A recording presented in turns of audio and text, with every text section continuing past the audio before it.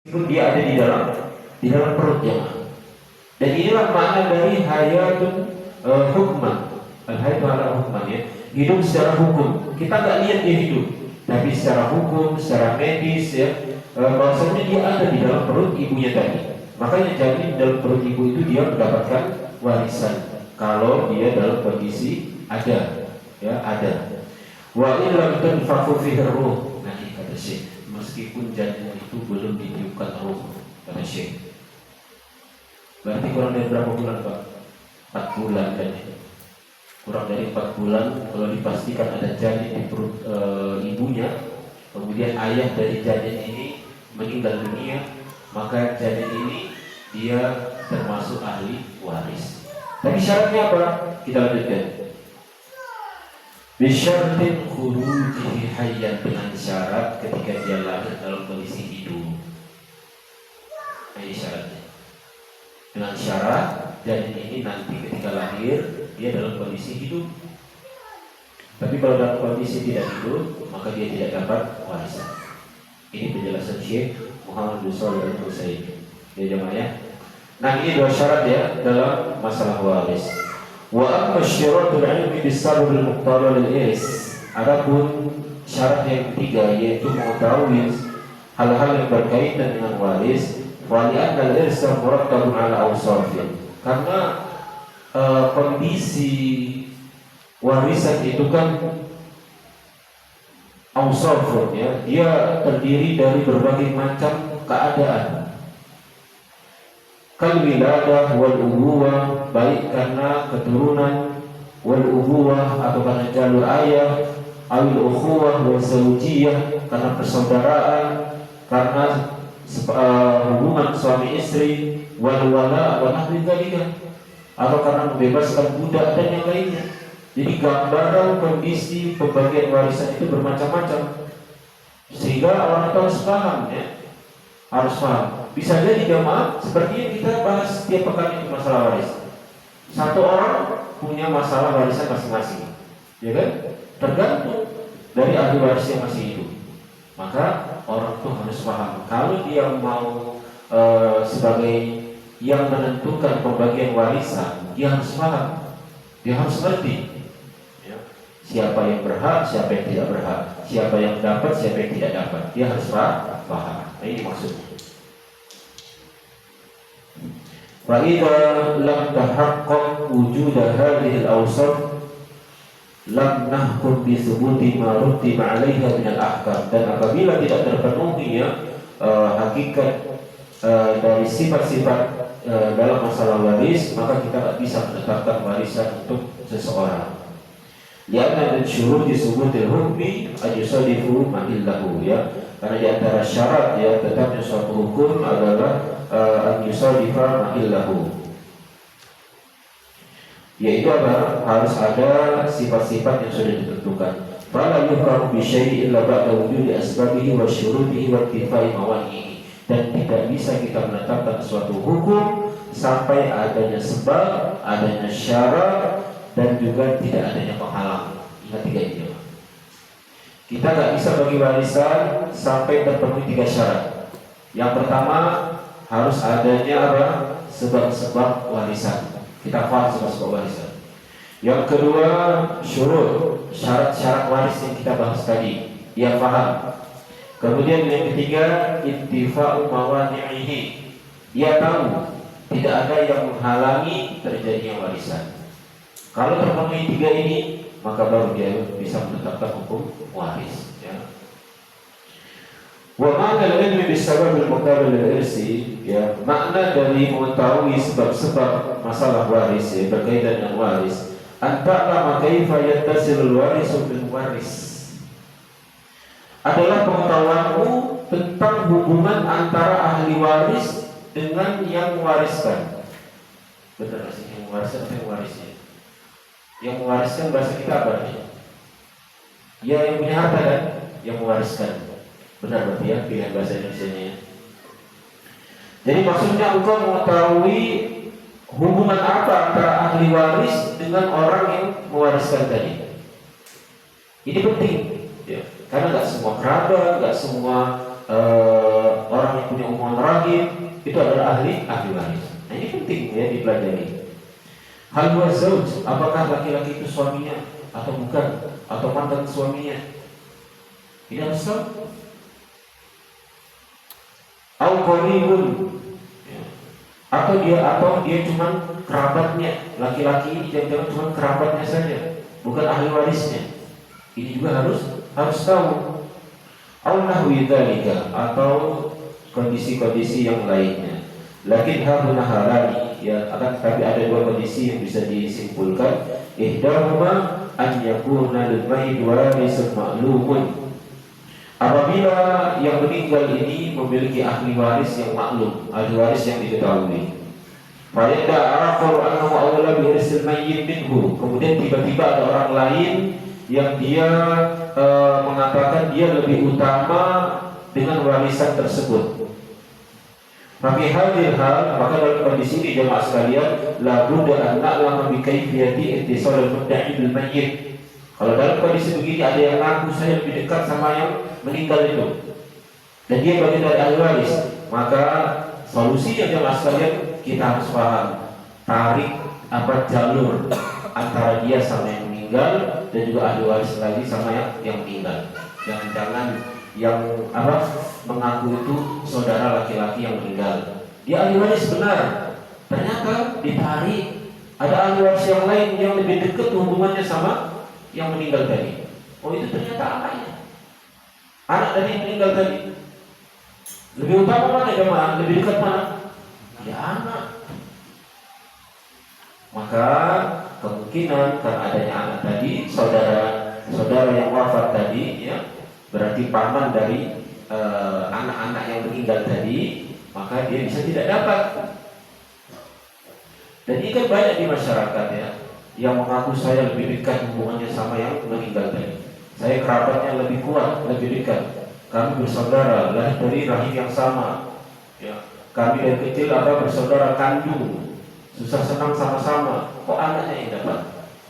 Ya, maka ini sangat penting ya. Kalau ada pengakuan yang mengaku lebih berhak mendapatkan warisan, maka solusinya adalah kita cari tahu jalurnya mana. Ya, kita tahu hubungannya dengan yang lain.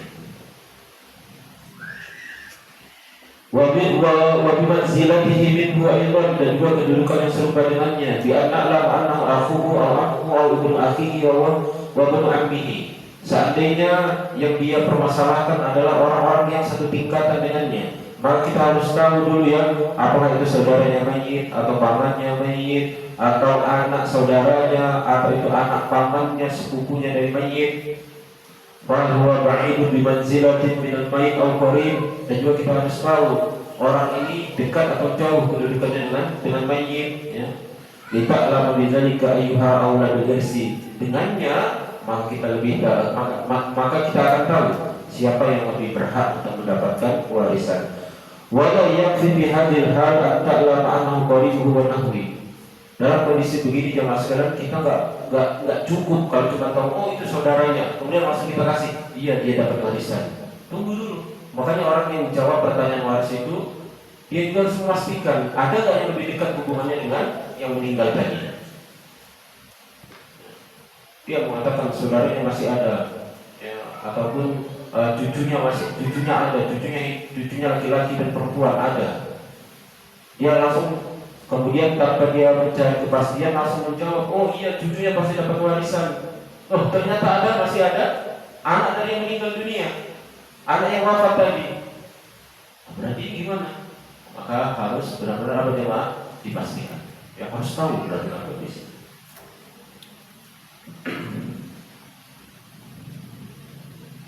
Li'alla nadfa bi haqqil warisil ma'lum bila ilmin. Jangan sampai kita memberikan bagian ahli waris ya, dari ahli waris yang pada umumnya bila ilmi, tanpa dasar ilmu.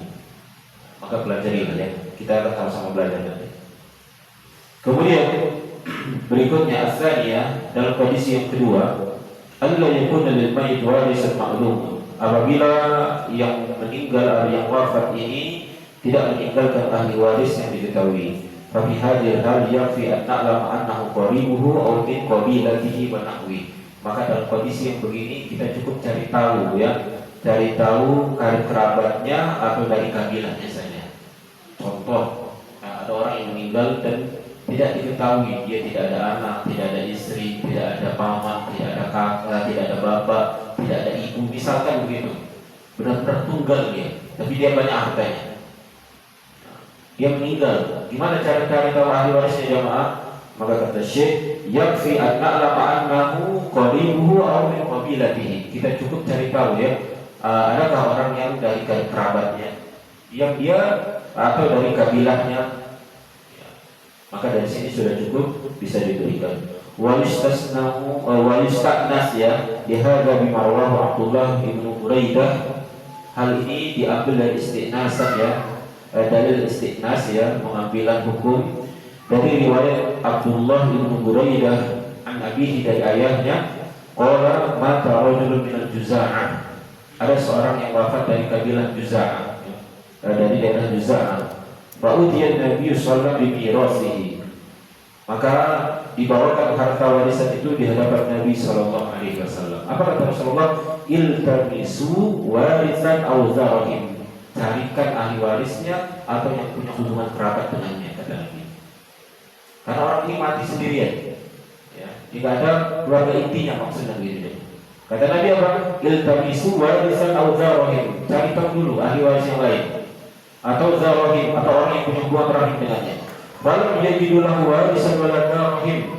Ternyata para sahabat tidak menyukai, tidak menemukan adanya ahli waris dari laki-laki yang wafat ini dan juga yang punya hubungan rahim dengan dia. Maka Nabi sallallahu alaihi wasallam, Nabi mengatakan, "Unzuru akbar rajulun min Juza'ah," kata Rasulullah. Maka carikan laki-laki yang paling tua usianya, ya, paling besar atau tua usianya dari Juza'ah. Rawahu Abu Dawud, hadis riwayat Imam Abu Dawud. Maka inilah istiqnasan bahwa seandainya ada orang yang meninggal tidak diketahui ahli warisnya atau benar-benar tidak ada, maka yang terdekat dengannya dari segi kabilahnya, seperti itu. Allahu a'lam bishawab. Nah, di sini ada pertanyaan.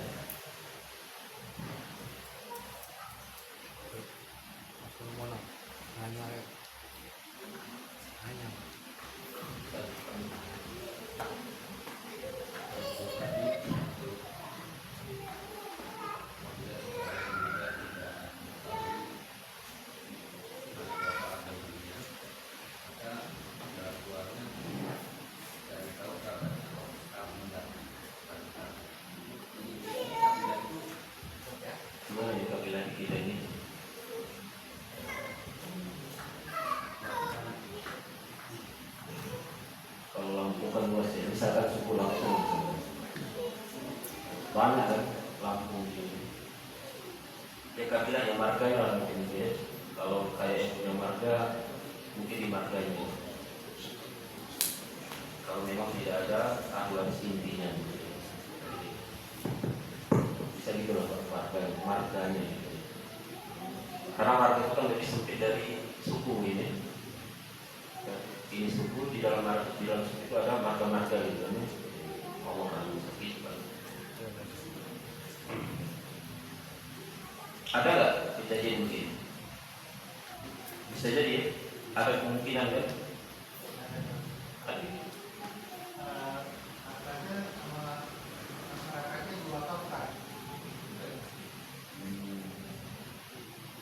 Allah akan sepi.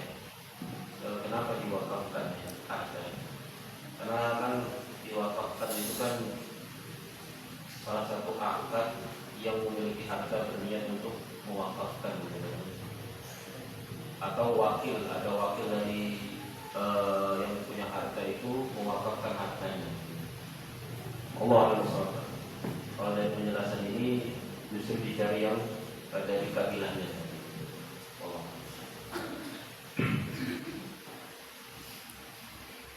Baik, lanjut ya, slide lanjut ya.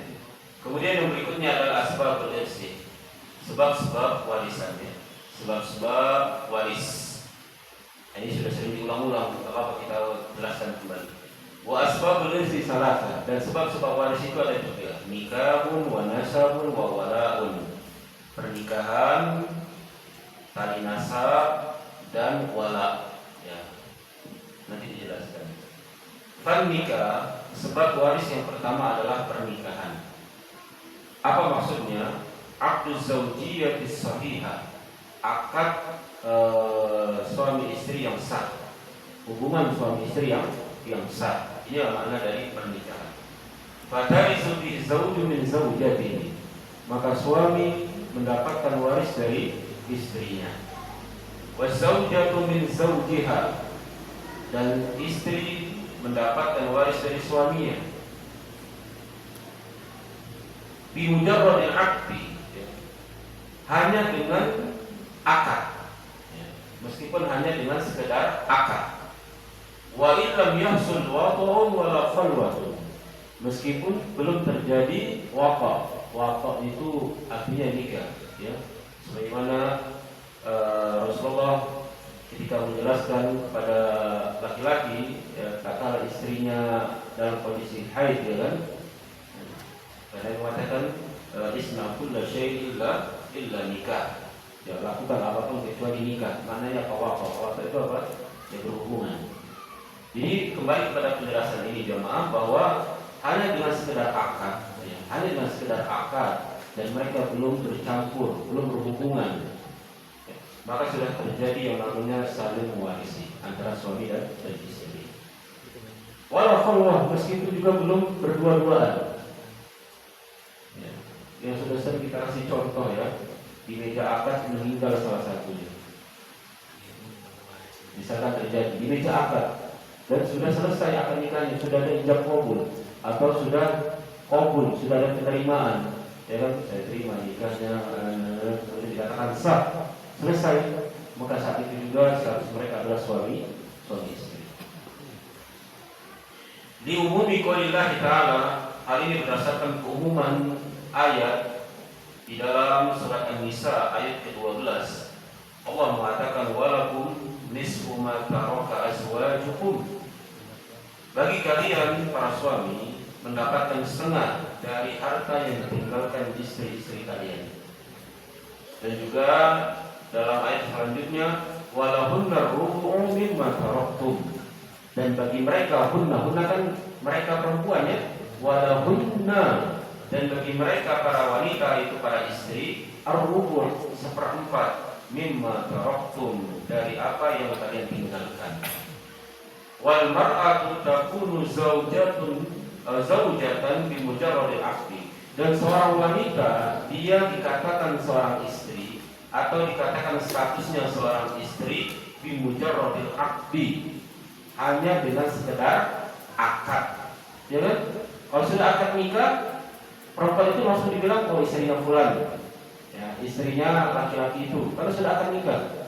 Dan nggak harus syaratnya itu bercampur, ya, berhubungan atau jima baru dibilang istri. Enggak, ya, kalau sudah dianggap sah akad nikah mereka, maka wanita ini dianggap istri.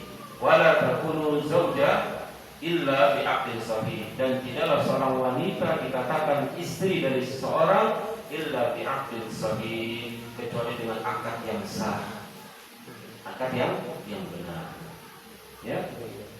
Jadi baru hanya kita baru lamaran, ya, baru proses melamar, itu belum istri dia, ya, belum istri, belum suami istri.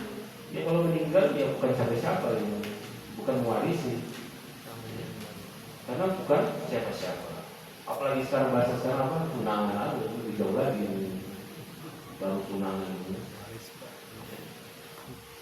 Jadi batasnya laki-laki dianggap suami, dikatakan suami, dan perempuan dikatakan istri kalau sudah berlangsung dengan akad yang sah, baru dikatakan suami dan istri.